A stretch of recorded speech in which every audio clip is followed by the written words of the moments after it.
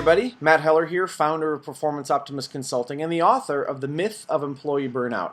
Here with another excellent episode of 3 Questions. This is where I get to ask 3 questions of a guest, the guest gets to ask 3 questions of me, and then we just see where the conversation goes. We don't know what those questions are when we start, so all of our answers are unrehearsed and unprepared. That's what makes it fun. Today I am super excited to welcome Gary Popp, who is the general manager of iFly in Hollywood, California. So Gary, I'll allow you to just say hello and tell us a little bit about yourself and a little bit about what you've done. Sure. Hi, Matt. It's a pleasure to be here. I'm looking forward to knowing what your 3 questions are. As Matt said, I'm the general manager at iFly Hollywood. I moved out to the LA area in October of last year and assumed the position of general manager.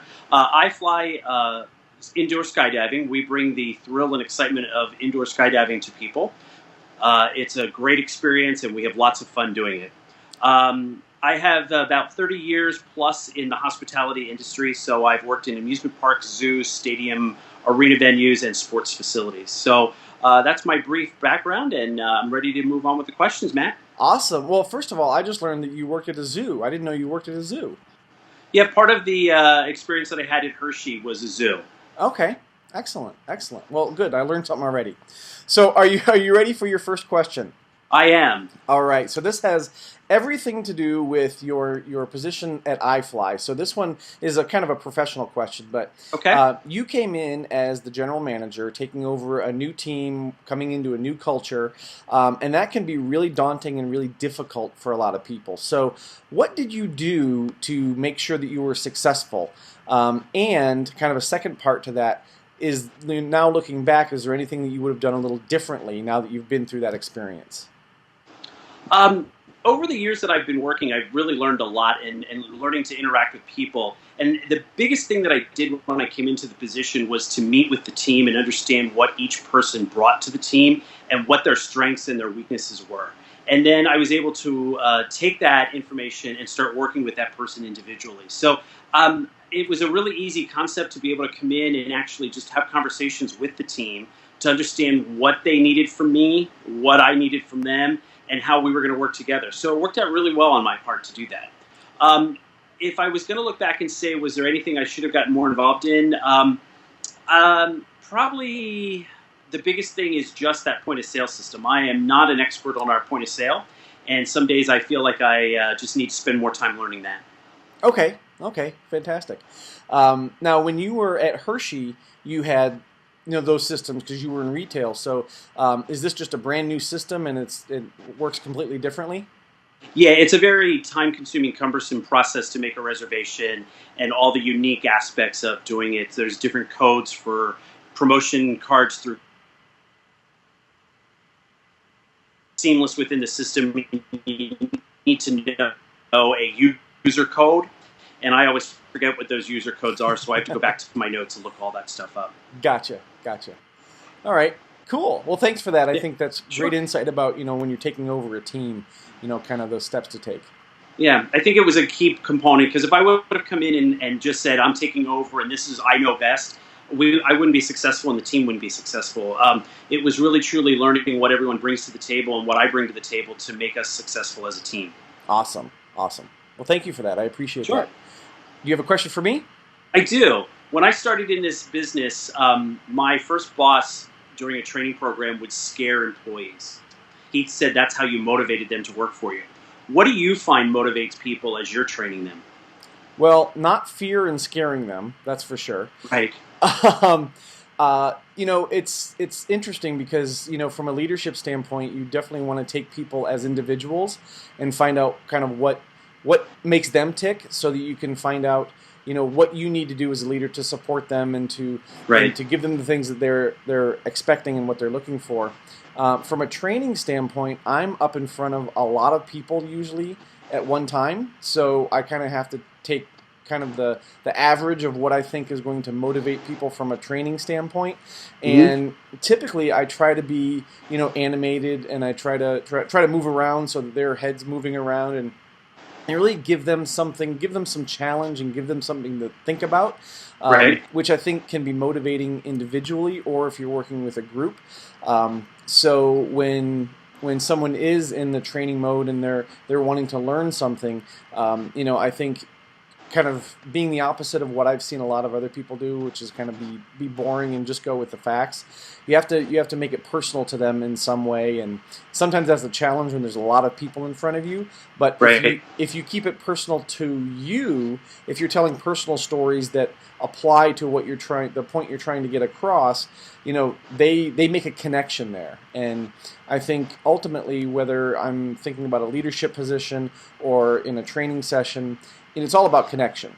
So you talked about how you got to know people's strengths. That's a connection. You got to know, what made them, special, and again, that's a connection. So that's what I kind of try to boil it down to is the connection. Yeah.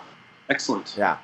So it's a good question. I find that one of the things that I like to do is do some team approach aspects in the training, because it makes them in a smaller group, and then they sort of form a little bond together. So I like a little small group activities. Absolutely. And I think, whenever you can, we talk about motivation, we talk about rewarding people, right? So if somebody, which can be intimidating to participate in a training program, so you got to make it safe, right? And even if someone comes up with an answer that isn't really the answer you were looking for, you'll reward the effort and, say, hey, that's great, maybe we can think about it a little bit differently. But, I use high fives. And it's funny because I did a training session yesterday here at the Bowling Proprietors Association. And apparently, I know I say this a lot in my life, but apparently in the class I said giddy up a bunch. Okay. So when somebody, said something that, I agreed with or I was really looking for, hey, giddy up, and that gets people jazzed. And I saw some people today that were in my session, and the first thing they said to me was giddy up. That's cool. So I said, did I say that a lot in my session? They said, yeah. But, but it was recognizing and rewarding what contributions people were making. Yeah. Well, they rewarded you, and you were rewarding them. Right. Yeah. Right. Cool. I always think that when you get people to participate in a training class, and I'm sure you've experienced this too, it makes it so much easier for you. Yes. Because it's not just you trying to pull something out of them; they're contributing. Right. Yeah. Absolutely. Agree. Yeah. Excellent. I could talk about training all day. I know you can. So my next question for you actually goes back to your days at Hershey. Okay. So, which Hershey product best describes your personality and why? Oh. Well, I would have to go with the Rolo. Okay. It's one of my favorite candies, and I like the chocolatey outside with the caramel inside. Sometimes I can be very firm in my beliefs and my decisions, but when you get to know me as a person, I'm just a mellow, very kind-hearted soul. Okay. Yeah. I would definitely agree with the kind-hearted soul part, because that's the person that I know. But thanks. Yeah. But I've never heard hear somebody compare themselves to a Rolo before. So. Very cool. Very cool. And actually, just a quick follow-up to that. When you were working at Hershey, did they ever use all the different products as ways to identify, with different people and the different characteristics, of, the Reese's, the Hershey's, and that kind of thing? And well, the candy bars are actually used as the ride height measurements in the park. So I think the smallest one is the Kiss, and it goes up to the Jolly Rancher now. Okay. So the different, you pair yourself up to a candy bar, and that's your ride height for ride categories. Nice. And then the product characters roam around the park all day, so there's, I think, 22 different characters that are available. Awesome. Very cool. And one of my favorite things when we visited was, I love the park, but just even outside the park, the light... the light structures, on the street that are Hershey Kisses.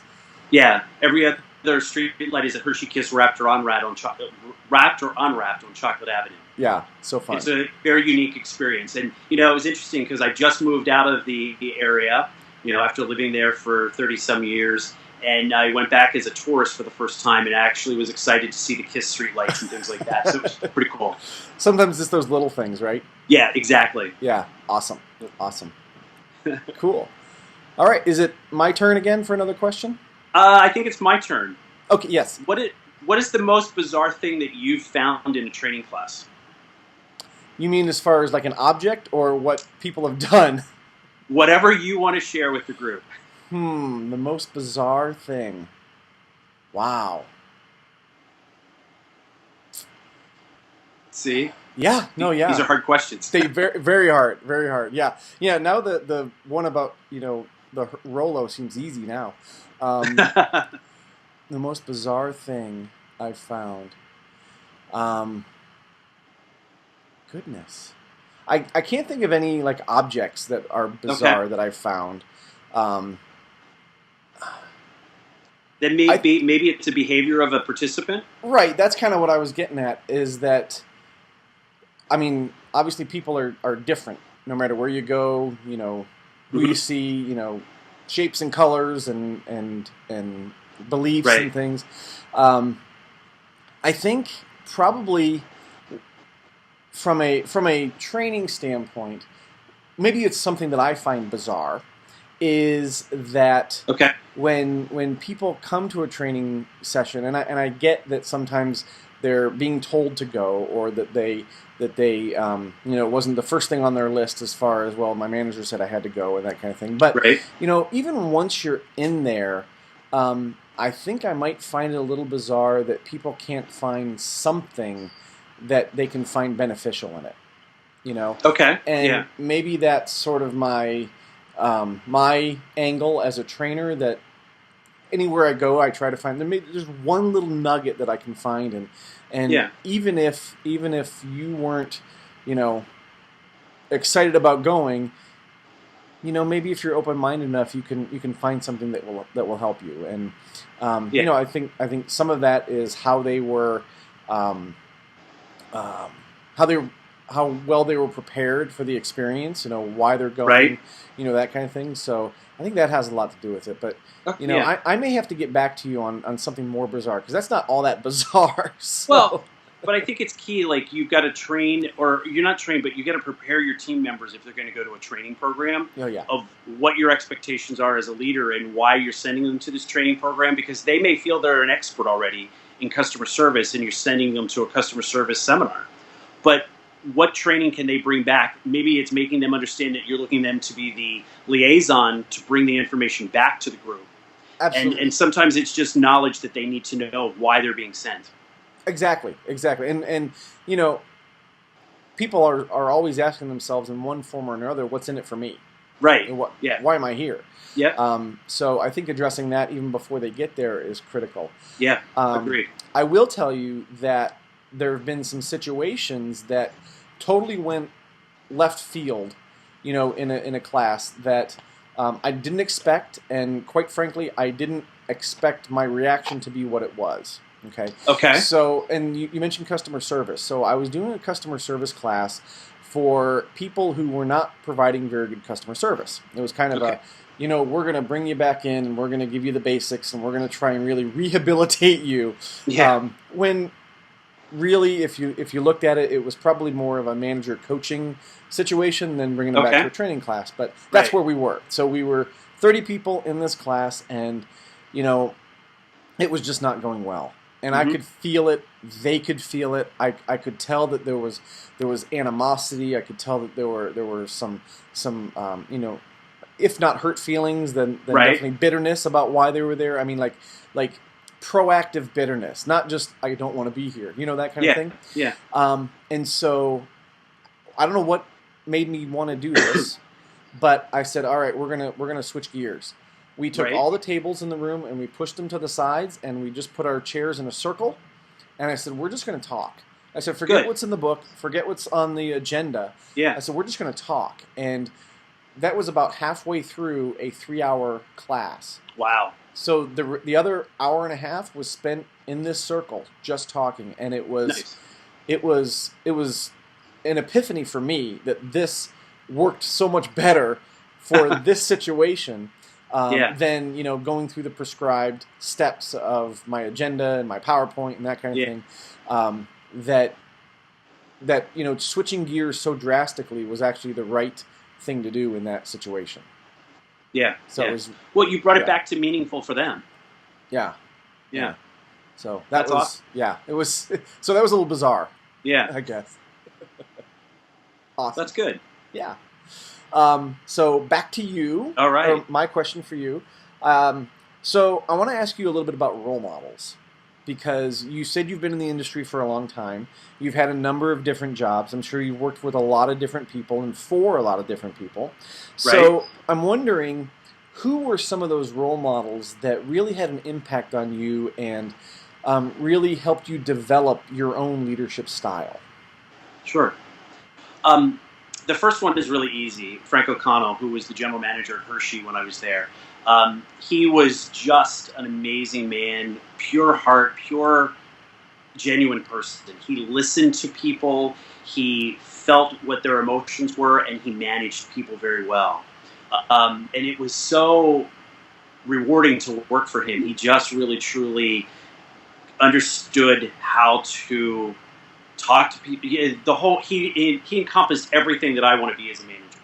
And I don't even know how to say all of those things. He would just, really taught me a lot through that. Sure. And I learned so much from him, from a financial standpoint, from an operational standpoint, to, developing my abilities to work on capital projects. I learned all of those things through Frank. It was just a great honor and a great mentor in my life. Excellent. The second person would probably be Tim Schoonover, who I worked with at Hershey as well. Tim was very much a business person, very hard driven, and just really truly taught me a lot about different things than just the amusement park industry, because his background was varied, and he was able to really just share a lot of information with me. And he really left me grow as an individual. He really truly said, here it is, run with it, and if you have questions, ask me. I'm here to help you. I'm here to help you grow and to help you learn. I would just go continue and talk about, the other people that are so many in my life that have been part of that, are the ones that are really focused on customer service. Because, if you're not teaching people to take care of the customers, you're really not taking care of your business. We can have all these immaculate plans in place for revenue and budgets and blah, blah, blah. But if you don't take care of the frontline employees, who are really, truly the customer service image of your company, then you're not really making any valuable business choices. So I learned so much from all those people that I've learned, that I've experienced in customer service, whether they were at Hershey, they were at any other amusement park that I, attended, colleagues in the industry, anybody that I could learn from customer service standpoint, just taking all that information and growing and absorbing it and making it my own style. Yeah, and when you were talking about that, I was thinking about all the different people that have probably had an influence on you at some point over the course of your career. Yeah. And probably you're still learning to this point, to this day. Yeah.